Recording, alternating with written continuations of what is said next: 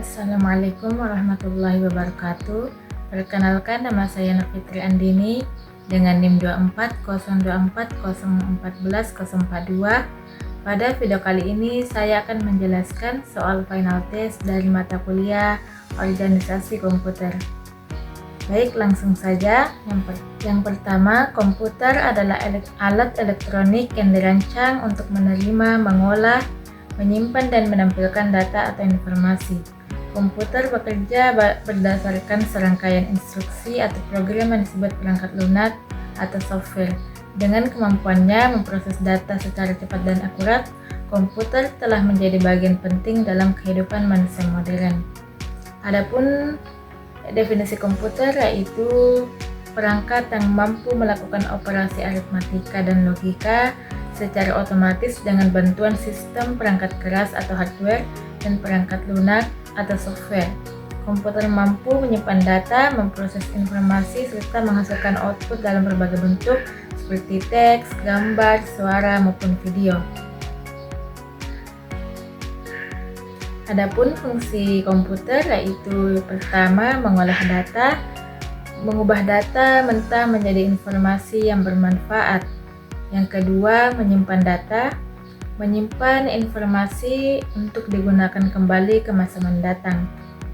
Yang ketiga, mengakses informasi, digunakan untuk mengakses internet dan memperoleh data dari seluruh dunia. Yang keempat, media komunikasi, berfungsi sebagai alat komunikasi melalui email, video call, dan media sosial. Yang kelima, otomatisasi pekerjaan, membantu otomatisasi dalam berbagai bidang seperti pendidikan, industri, kesehatan, dan perkantoran. Adapun komputer terdiri dari dua komponen utama, yaitu perangkat keras atau hardware, komponen fisik dari komputer seperti CPU atau Central Processing Unit, yaitu otak komputer yang melakukan proses data, dan selanjutnya RAM atau Random Access Memory, yaitu tempat penyimpanan sementara saat komputer bekerja. Selanjutnya hard disk atau SSD, yaitu penyimpanan permanen untuk sistem operasi data dan program. Selanjutnya monitor, yaitu menampilkan hasil proses komputer dalam bentuk visual. Selanjutnya keyboard dan mouse, alat input untuk memberikan perintah kepada komputer. Selanjutnya perangkat lunak atau software, yaitu program dan aplikasi yang menjalankan perintah seperti sistem operasi, contohnya Windows, Linux, atau macOS. Aplikasi seperti Microsoft Word, Excel, browser, dan lainnya. Adapun jenis-jenis komputer berdasarkan ukuran dan fungsinya, yaitu komputer desktop atau yaitu digunakan di rumah atau kantor dan tidak mudah dipindahkan. Selanjutnya laptop atau notebook, yaitu komputer portable yang mudah dibawa. Dan selanjutnya itu tablet atau lebih kecil dari laptop menggunakan layar sentuh. Selanjutnya itu server atau yaitu komputer khusus yang digunakan untuk melayani komputer lain dalam jaringan. Adapun superkomputer, yaitu komputer dengan kemampuan sangat tinggi untuk riset atau kalkulasi kompleks.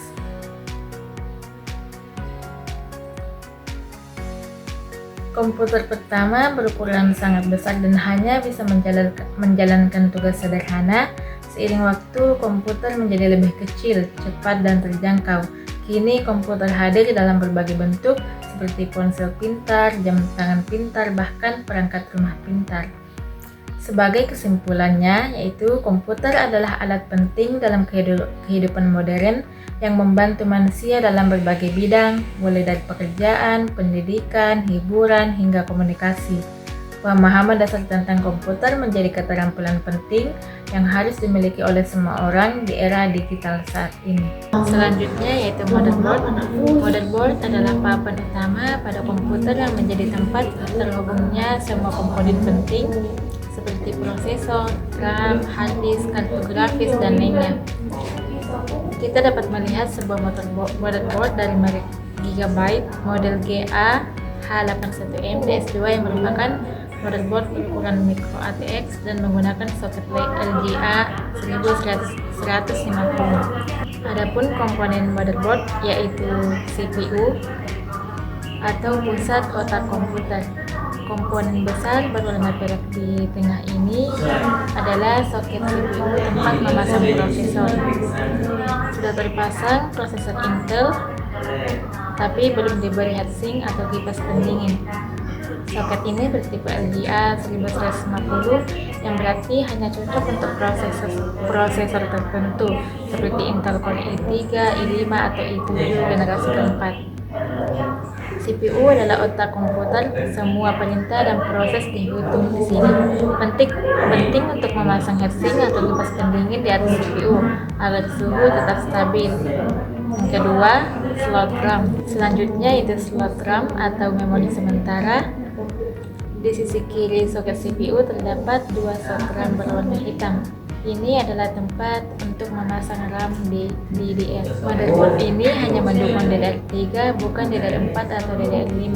Setiap slot RAM bisa menampung RAM dengan kapasitas tertentu, biasanya maksimal hingga 16 GB. Selanjutnya yaitu port SATA. Di bagian kiri atas ada dua port SATA berwarna putih. Port ini digunakan untuk menghubungkan hard disk, SSD atau DVD drive. SATA adalah jalur data antara penyimpanan dan motherboard. SATA berwarna putih biasanya menunjukkan dukungan untuk kecepatan SATA 3 atau 6 GB. Selanjutnya itu saya akan menjelaskan di bagian ini. Yang di bagian ini yang warna ungu yaitu PS1, yang warna hijau PS2, dan yang ini RJ5, ini paralel, dan yang ini VGA, dan ini yang dua ini yaitu USB, dan ini LAN, dan ini USB, dan ini line import yang warna hijau, line output, dan yang warna merah mikrofon port. Selanjutnya yaitu hard disk. Hard disk adalah perangkat keras atau hardware pada komputer yang digunakan untuk menyimpan data secara permanen. Semua file penting seperti sistem operasi, aplikasi, dokumen, musik, video, hingga game disimpan di dalam hard disk. Hard disk disebut penyimpanan sekunder karena berbeda dengan RAM yang hanya menyimpan data sementara. Data di hard disk tidak akan hilang meskipun komputer dimatikan. Hard disk bekerja secara mekanik dan magnetik. Perangkat ini kemungkinan besar adalah hard disk SATA 2,5 inch yang umum digunakan pada laptop atau bisa juga digunakan pada PC dengan bracket khusus. Di dalam hard disk terdapat komponen utama. Yang pertama, platter atau piringan magnetik. Yang kedua, head atau kepala baca atau tulis. Yang ketiga, actuator arm atau lengan penggerak. Dan yang keempat, spindle atau poros yang memutar jaringan. Dan yang terakhir, PCB atau printed circuit board. Ketika komputer meminta data, hard disk akan memutar platter dan menggerakkan head. Lokasi data disimpan untuk membacanya. Port data, SATA atau port connector terletak di sebelah kiri paling besar. Fungsinya untuk menyalurkan listrik dari port supply ke hard disk. Biasanya dihubungkan dengan kabel power dari PSU untuk PC atau langsung terhubung ke motherboard atau laptop. Port data SATA atau SATA connector terletak di tengah. Lebih kecil dari port daya, digunakan untuk mentransfer data antara hard disk dan motherboard. Kabel ini disambung ke port SATA pada motherboard. Pin jumper atau port tambahan tidak selalu digunakan, terletak paling kanan dengan beberapa pin kecil. Tidak selalu dipakai dalam konfigurasi modern, dan hard disk ini menunjukkan bagian konektor dari hard disk SATA yang terdiri dari port daya atau power. Kelebihan hard disk yaitu kapasitas penyimpanan besar, harga lebih murah dibanding SSD, cocok untuk penyimpanan data besar seperti file, video, backup, dan lain-lain. Dan kekurangannya yaitu kecepatan baca atau tulis lebih lambat dari SSD, mudah rusak jika terguncang, atau karena bersifat mekanik dan mengeluarkan suara saat bekerja. Selanjutnya itu power supply.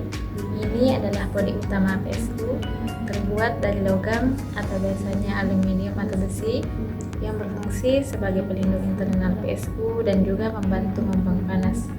Di dalam casing ini terdapat komponen elektronik seperti trafo, kipas, kapasitor, filter, dan konverter arus. Adapun lubang ventilasi udara, lubang ini berfungsi sebagai saluran udara untuk pendinginan. Di bagian dalam biasanya terdapat kipas yang menarik udara panas keluar, menjaga suhu PSU tetap dingin saat bekerja. Kabel-kabel power ini berwarna kuning, merah, hitam, dan orange. Ini adalah kabel keluaran dari PSU yang mengalirkan listrik ke komponen-komponen komputer. Warna kabel menunjukkan tegangan listrik yang berbeda. Contohnya ini warna merah yaitu 5 volt, warna kuning 12 volt, warna hitam ground atau negatif, warna orange 3,3 volt, warna ungu atau violet 5 volt standby, warna hijau sinyal power on atau PS on, dan abu-abu power atau sinyal status daya stabil. Konektor SATA digunakan untuk mengaliri daya ke hard disk, SSD, dan DVD drive. Konektor Molex biasa digunakan untuk lawas seperti kipas casing atau HDD model lama. Adapun kabel power ATX 24 pin ini adalah kabel utama untuk menghubungkan PSU ke motherboard. Power supply ini adalah bodi utama PSU, terbuat dari logam, biasanya aluminium atau besi, yang berfungsi sebagai pelindung internal PSU dan juga membantu membuang panas. Di dalam casing ini terdapat komponen elektronik seperti trafo, kipas, kapasitor, filter, dan konverter arus. PSU ini adalah tipe ATX karena dilihat dari ukuran casing dan banyaknya konektor. PSU seperti ini harus terpasang dengan benar di casing komputer dan disambungkan ke komponen internal seperti motherboard, GPU, HDD atau SSD, dan kipas. Adapun kesimpulannya yaitu power supply ini berfungsi mengubah listrik AC menjadi DC, lalu mendistribusikan daya ke seluruh komponen komputer melalui kabel-kabel ini. Tanpa PSU, komputer tidak bisa menyala. Selanjutnya yaitu RAM atau Random Access Memory, lebih tepatnya RAM tipe DDR1 atau DDR2 generasi lama. Kita bisa mengenali ini dari bentuk fisik dan posisi notch atau lekukannya pada konektor kuning emas di bagian bawah. RAM adalah memori utama dalam komputer atau laptop yang berfungsi menyimpan data sementara yang sedang digunakan oleh sistem operasi dan aplikasi. Semakin besar kapasitas RAM, semakin banyak program yang bisa dijalankan secara bersamaan tanpa membuat komputer melambat. Jika kita lihat dari label yang menempel pada modul ini, terdapat informasi seperti 512 MB atau PC 3200U menunjukkan bahwa ini adalah RAM dengan kapasitas 512 MB, jenis DDR1 dan memiliki kecepatan PC 3200 atau 400 MHz. Terus juga CL3 yang berarti charge latensi 3, yaitu jumlah siklus clock yang diperlukan untuk mengakses data. Di bagian atas label ada stiker garansi yang menunjukkan bahwa RAM ini kemungkinan berasal dari vendor pihak ketiga. Terdapat segel bertuliskan void if removed, artinya jika segel ini dilepas maka garansi batal. Adapun ciri-ciri RAM yaitu memiliki warna PCB kuning keemasan dan terlihat ada 8 chip memori hitam yang tersusun vertikal. Jumlah ini khas pada RAM generasi lama. Jalur sirkuit dan komponen SMD atau surface mount device yang kecil tampak di sisi kiri dan bawah. Sebagai kesimpulan, yaitu RAM ini kemungkinan besar adalah modul DDR1 512 MB yang saat ini sudah cukup usang dan jarang dipakai di komputer modern. Namun pada zamannya, RAM ini sering digunakan di komputer desktop tahun 2000-an awal. Meski sudah kuno, RAM ini adalah komponen penting yang menunjukkan bagaimana teknologi memori komputer terus berkembang dari tahun ke tahun. Selanjutnya yaitu RAM atau Random Access Memory, lebih tepatnya RAM tipe DDR1 atau DDR2 generasi lama. Kita bisa mengenali ini dari bentuk fisik dan posisi notch atau lekukannya pada konektor kuning emas di bagian bawah. Mungkin cukup sekian. Terima kasih. Assalamualaikum warahmatullahi wabarakatuh.